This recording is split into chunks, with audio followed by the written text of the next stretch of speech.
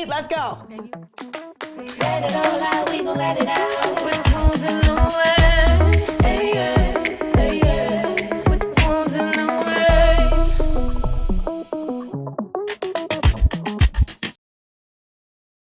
Hey guys, I am Apryl Jones and this is Melissa, and you have joined us for Wounds in the Way, where our goal is to help you become the best versions of yourselves by helping you identify all the things in your life that may be holding you back from your greatest potential. We want to help you to face whatever those, traumas are and not be afraid to face them. So, Melissa, who's sitting right here, is actually my manager, and she's encouraged me to use my voice over the last several years. And what's so funny about that is that she's never ever wanted to be on camera, and neither did I. So the fact that we're here now and we're able to make this a thing and to have it work and take advantage of this opportunity and use my voice on this platform is really special, and it's been a long time coming. It really has, actually. What I think is so amazing though, Apryl, is that it's been like, a decade probably that we've worked together, right? About 2014. Something.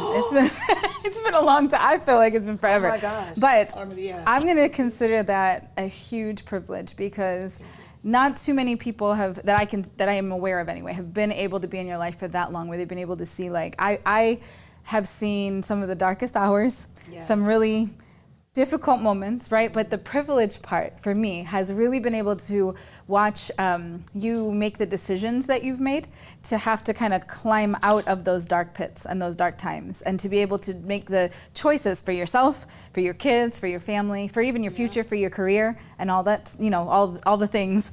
But I'm so thankful, because you really are in probably the best, can I say that you're in the best space Yes. that right now of my life. your life. I will look at you guys and tell you I am in the best space of my life. And yeah, just in all realms, mentally, physically, emotionally, spiritually. I just feel like I'm on a self-healing journey, and I've been on it for a very long time. And I feel like now I feel comfortable enough to use my voice to speak to people about where it is that I am, and not coming from a place of not healed. Absolutely. Because I feel like there's too many people that do that, and let me tell you about how to live. And it's like, no, I'm actually doing the work. That's the thing. So you're actually doing the work. And this is, so one thing that you've taught me in the time frame of us just working together in general, but just in some of these conversations too, and watching how you move, is you do not normally visit the past. You Ever. Almost never go back. And a lot of people that, God pulls from your life, you don't go back and get. Right? So I've seen you just kind of collect the people that are supposed to be there, and the Lord removes them out when they're not supposed to be, all that whole thing.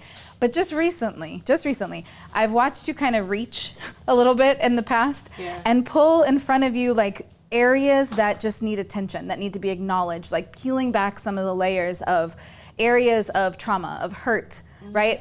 Wounds, right? Well, things really essentially, and we've talked about this, is I'm kind of ripping the Band-Aid off. Yeah. Of old wounds that I didn't really tend to. That you try to patch it up. Yeah. And it was it's fine, and it scarred me. I'm like, God dang it, I got that scar. And it's no, well, I wouldn't have had that maybe if you would have just tended to it better, and you would have put a little Neosporin on it and use a little rubbing alcohol. And give it time to heal. Right? Yeah. Give it time to heal. It's not even just a matter of I feel like sometimes, like you said, you'll put that Band-Aid on it and you'll be like, okay, now it's covered up. It's good. Yeah, it's fine. And I'm fine. And that's not actually healing. It's just pushing it to the side. It's sweeping under the rug. It's and literally the problem, I feel like, is we run into this with people that come into our lives too, right? Where now it's almost like you're bleeding out, you're bleeding out, and you're 100%. soiling everything. And really, if you just took the time to properly stitch it, properly mend it, right?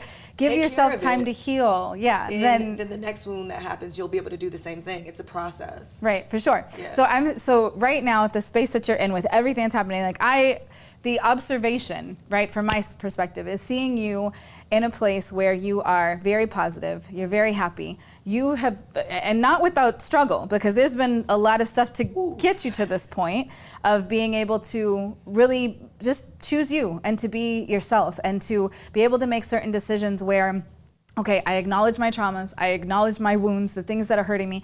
But the idea or the concept that I'm watching you do now is to go back and pull those things, those areas from the past that need healing, put them in front of you, finally acknowledge it, finally recognize what those areas are, put the work in, which I love you use those words, you say that a lot. I decided to put the work in. That's some effort that you're putting into doing this, right? And the intention is that once you can heal those things and you can really address those things, now when you find yourself in other relationships, whether it's in a romantic relationship or a friendship or even just in your relationship with your kids and raising them, you're able to come from a place of healing and wholeness, right? So why in the heck at 30 something years old are you now deciding to put that work in and now deciding that this is how you're gonna, does that make sense? Yeah, I think that, with age comes wisdom. I think that's number one. And I think like, because I've gone through so much and you really just genuinely get tired from going through a lot of struggle. At some point you're like, well, this hasn't been working. This isn't working. What are we gonna do now? Like, how are we gonna fix this? And I think I'm at a point now where so much so in my life, and because my kids have been just the greatest like joy and really like teaching lesson for me, it's made me just want to do the work, not for just myself, yes, for me because I want the peace, but for my kids, because now I have two beings that have to be raised in a way where they're going to go out into the world and they're going to have to love people and they're going to have to receive love, and I want them to see it on both sides. So 36 years old, I'm like, dang, I'm getting older, but I just realized like this is just the start. It's just the beginning. Like I feel like when I was in my 20s, it's like hoorah, but 30s is like the time where you hear adults that you talk to where it's like these are the best years of your life, and it really is that way because you want to know more about you, or you want to treat people better, you want to do better. So I consciously made the choice, because I think in life we have choices, and I think that people are just too afraid to make the right proper choice. I think that love is a choice. I think that the way you want to live your life is a choice. The way you want to treat people is a choice. All of it's a choice. I made the choice that it was time for me to grow the hell up and be an adult and treat people right and do right by myself. And if I want to receive things from others, well, hell, you've got to put it out, right? If we believe in energy. Yeah. So I did the work with my mom. When people are like, well, dang, like, how? I did that, and I'm proud of it. You know what I mean? My mom is my best friend. Okay, wait, what does that mean? You did the work with your mom? Like, so she's your best friend now, but it wasn't like that. Well, so I recognized that I needed to stop being angry. I recognized that I had a lot of anger from the things that I had been put through as a kid. And so I was like, you know what? But why are you so angry? You're mad at people who were just trying to figure it out like you. Yeah. But I didn't know until I had kids. And so then I got softer, and I realized, oh God, it doesn't hurt to be nice to your mother, right? No matter what she did, like being put into a position with the father of my kids, it made me realize a lot of things were out of my control. And I feel like, wow, I'm my mom, where she felt out of control, but she did the best that she could do. So when I realized that element, I was like, oh God, like, mommy, I am so sorry. Like, it just went there to myself, where it's like, mom, damn, like, you are an incredible woman. And then I sat down to talk to her and said, I'm sorry. First of all, I apologized to her and said, you did the best that you could do. And I'm recognizing that, and you are at no fault. You are not wrong for how you how you chose to take care of your kids, because you felt like you were doing the best for all of us. How did you even get there? Because that's the work. The work is allowing yourself to get to that point to even decide to forgive. Choice. So you just wanted to. You choose. You get tired. You know when you're tired, You know when you're tired in a relationship. I'm tired of him treating me like this. You know when you're tired of being talked to scandalously by your friends. Yeah. Or being used and abused. I'm tired. You know when you're tired. When you're tired, you make a choice to say, no more. I choose to want better for myself. Why don't we want better for ourselves anyway? You should want better friends around you. You should want people that are going to elevate you, not tear you down. You should want to have a great relationship with your mom, because you only get one. You should want better business relationships with people, so that you guys can grow together. Everybody can eat. Like, why is it that we're always so like, yeah, miss me with that. I'm over here. Like, everything for me in my life now is a choice. It's a choice, and I chose to stop being tired and exhausted. It's exhausting to sit and struggle. It's exhausting to not be honest with yourself that, yeah, maybe some shit went down and it sucks. But it's less exhausting to tell the truth. Do you get to that point because you had your own kids? I know you said, like, So you're 30 something, and it's not like, oh, I just, turned 30 something and all of a sudden now I want to change my life. I feel like maybe it's because you do have more responsibility. You understand your parents a little bit better. You see like the type of person that you want to be for your children, so you're choosing to be better and wake up on something that we talk about all the time. Like you want to wake up every day and just be a better version of yourself. I do. But you can't do that until you remove certain things that are in the way of being able to, that are hindering you from just having better relationships and growing and all of those things. So what is the best reward that you've gotten from finally putting in this work? Peace. Oh, that's a good one. I mean, that's ultimately, I think that whenever you talk to people, of wisdom and age, they're like, you just want peace and safety in knowing and accepting in myself and knowing that I can sleep at night if something happens to people that I cared about, because I did the work to make sure that they knew, that I cared.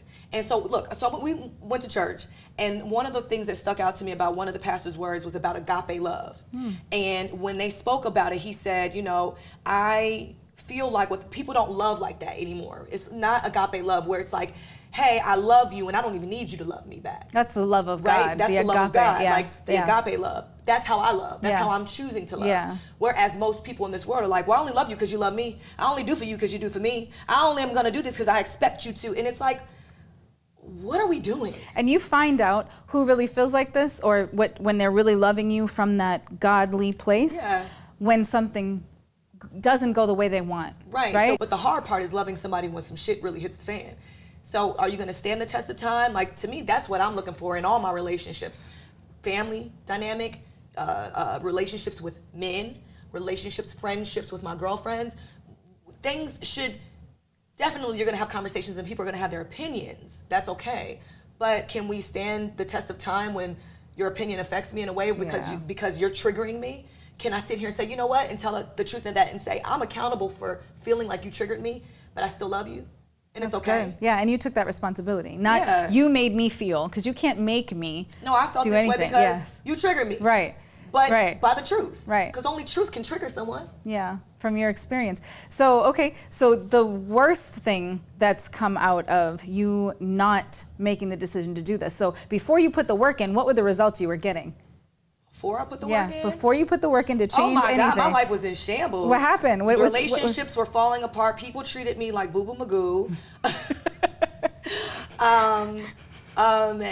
I wasn't a very nice person all the time. I always made it about someone else being wrong. You knew that you did that? Yeah. Oh, I didn't know you knew that you did that. Sometimes I didn't, but there were times where I was like, you. Yeah. And then I'd be like, I did that, but I'm not calling you back. Yeah. Because you're not even worth it anymore. At least you know that. But there's moments, sometimes you can be that way, but you're like, you know what? No, I don't even want to be your friend because you treated me like this all this time. So my one time that is nothing to your many times. I get that too. So that's what I mean. But you're definitely in a space that's so much. I'm just gonna say, calm. Yeah, you're calm. You're nice. Not that you were never nice. You just have something different about you that can relate to people on a humane level. Where it's you before, it's almost like you didn't have tolerance for people. And I really think, honestly, in your defense, I think it was survival mode.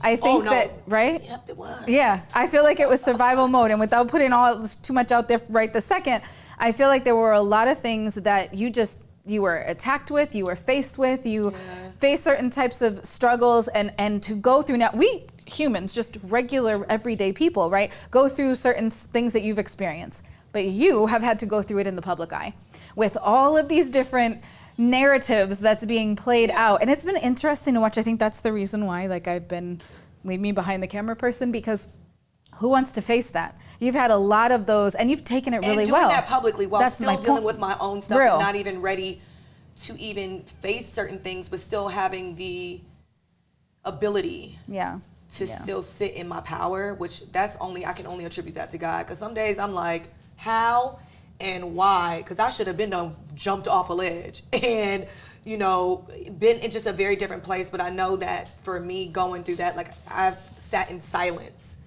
And I think that's also been helpful, is really crying it out and feeling my feelings and being like, Jesus Christ, this has been hard, even when I have had no one to talk to. I mean, you've been there, obviously, and, some of my closest friends. But, like, when you do feel alone in these absolutely. moments, And no one has experienced what you've experienced, and definitely not in the public eye. Because, I've been there for you, and I'll talk with you through stuff. But you know what? I don't have anybody in my comments. Maybe I will after this day, but I don't know. but I don't have nobody in my like how you had all this, like, just constant, yes. And for things people had no clue about. At all. And that's... and for me protecting people. So this is a whole other thing. A whole nother thing. So to be on the sidelines and watch what really happened and then read what people said happened, I'm like, how did y'all pull? And sometimes I see how they pulled it because they might see a picture here or they might hear someone say something, or sometimes our kids say stuff, right? But you know what's so funny? I'm going to laugh at this real quick because it just reminded me of times, because this is my manager and she does her job and she does it incredibly well. But it reminds me, I'll go back, when you used to send me these things for my protection of like, hold on, and I used to be like, what? Stop sending me this negativity. I would literally just send her like, oh, Google Alert sent this over. Just so you know, this is what they're saying about you. I would get cursed out because you did not want that negativity. And honestly, I learned from that, to be honest with you, because there's a lot of things in my own evolution that I had to really learn to step out of. Like, there's a purpose. There's certain things that need to get accomplished, and I've allowed myself to be hindered because for fear of ... And that's one of them. Is like, oh, well, what if people think this, or what if this happens or that happens? And you really have not had that as a hindrance for you. You've really been like, I don't care what they say. Even times that I'll be like, don't say this, be careful about that. You'd be like, no, that's my truth though.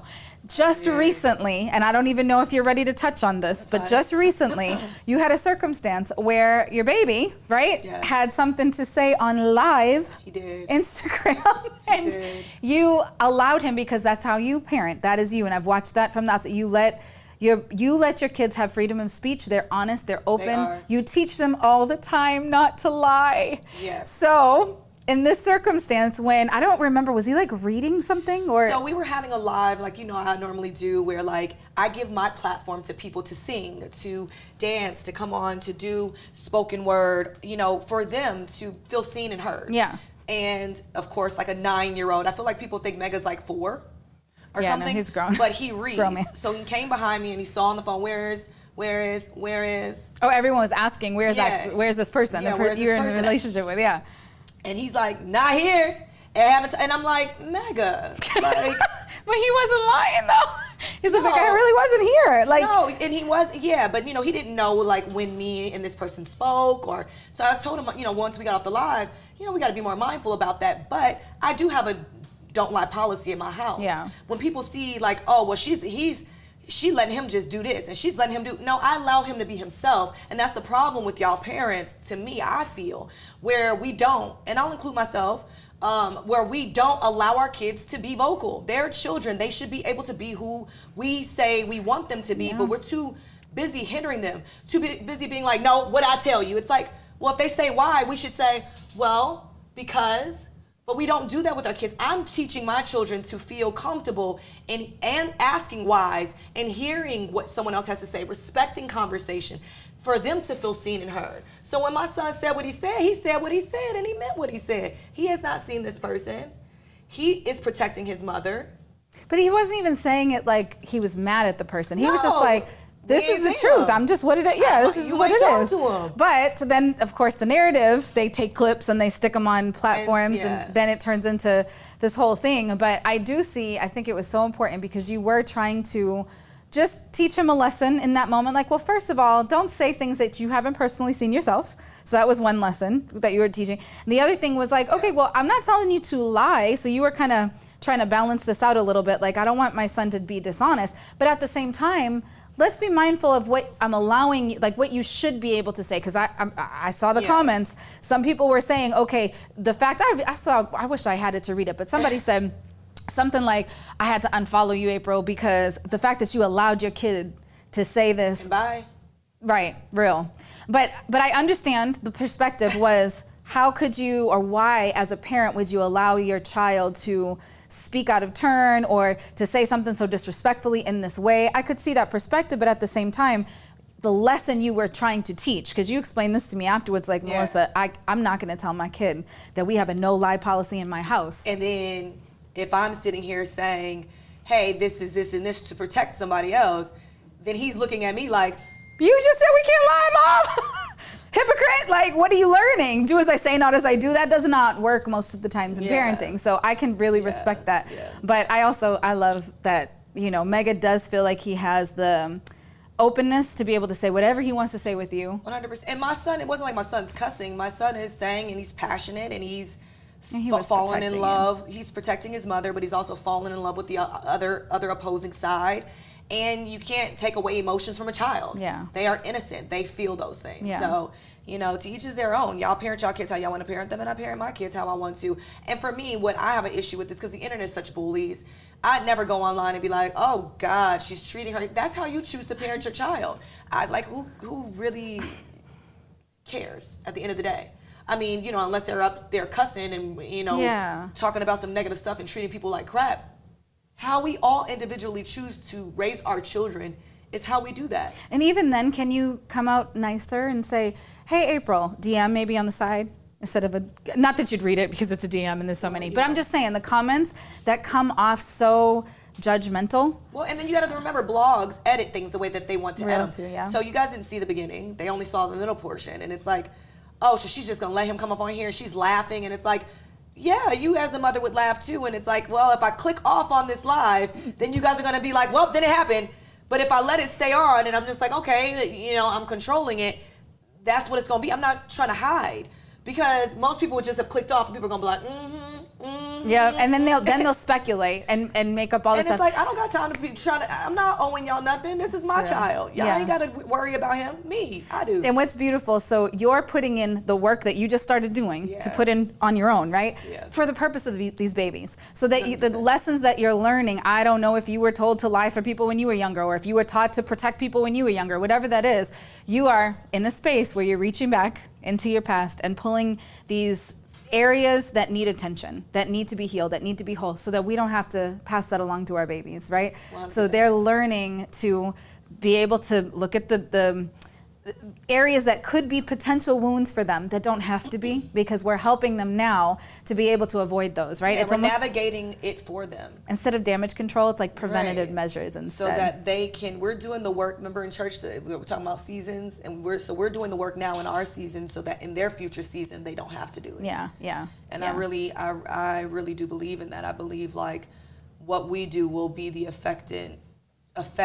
have the effect on them later on in their lives. So if I know better, I'm not going to sit here and not choose to do better, especially for the people that I say that I love. Absolutely. So. Well, I'm happy that you finally are in a place to be comfortable, to share some things that people were trying to get out of you for a long time, but you weren't even in a good space to share it. I think it would have come out like not nice. I think now it's for the purpose of healing and for giving and to help hope. You guys heal by sharing my story and using my platform. And so at this point, me and both Melissa, our goal here, like we said before, is just to help you heal, and we hope that you do that. We really, really, really do, and that whatever we've gone through can help you on the other side of this camera elevate and be the person that you really, really want to be in this lifetime, because we only get one. And honestly, guys, we're all going to die one day, and I know that sounds very harsh, but we are. And the truth is how do you really want to go out? Yeah. For real. So anyway, we love you. We'll see you next time for our next segment. And until our next segment, keep on striving to be the best you. Love you guys. Keep healing. Wounds in the way.